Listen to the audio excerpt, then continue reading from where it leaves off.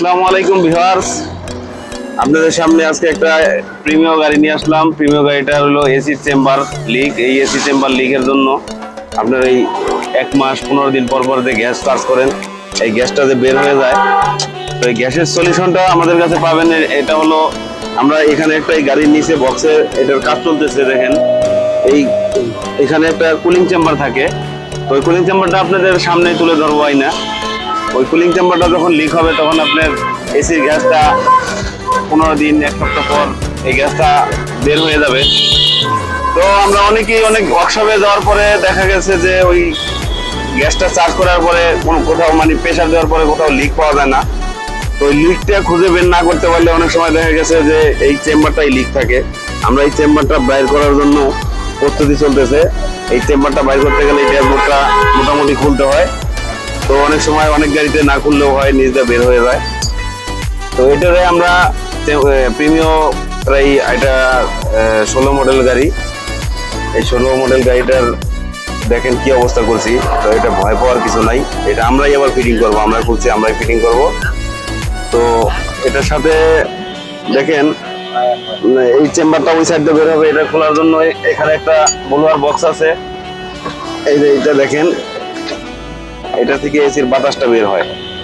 তো অনেক ক্ষেত্রে আপনাদের এটা যে ভিতরে পাখাগুলো, ভাইয়া রুবেল ভাই এই পাখাগুলো একটু দেখাই। এই দেখেন এটার ভিতরে পাখা আছে, বিমানের যে পাখাগুলো আছে না, সেম বিমানের পাখার মতো, প্লেনের পাখার মতো।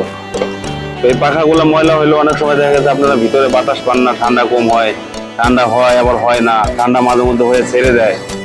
তো এই সমস্ত প্রবলেম যারা ফেস করতেছেন আমাদের সাথে যোগাযোগ করতে পারেন।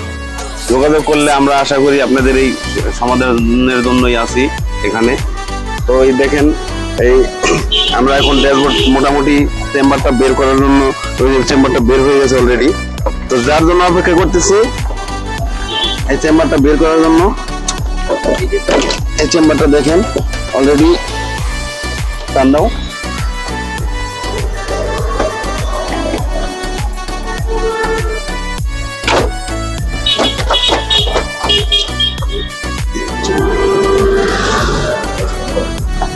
এই যে আমরা অলরেডি চেম্বারটা বের করে ফেলছি।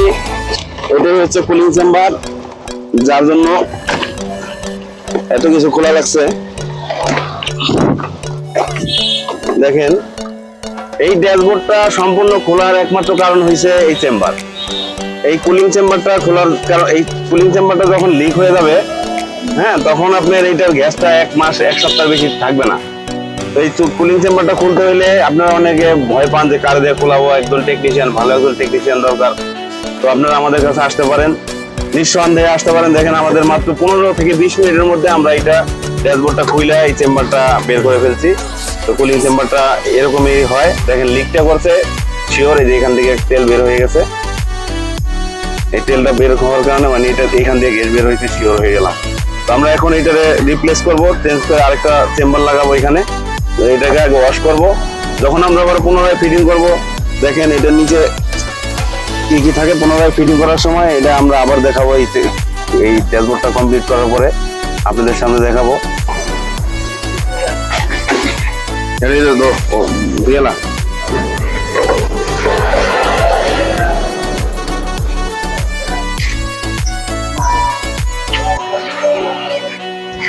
দাঁড়ান আর একটু, এই মজুদ আছে, স্টকে থাকে, তাই আমরা এই যে এটা খারাপ হয়ে গেছিল, এটা দেখেন ভিজা, এটা চেঞ্জ করে আমরা অলরেডি সাথে সাথে আমাদের কাছে ছিল।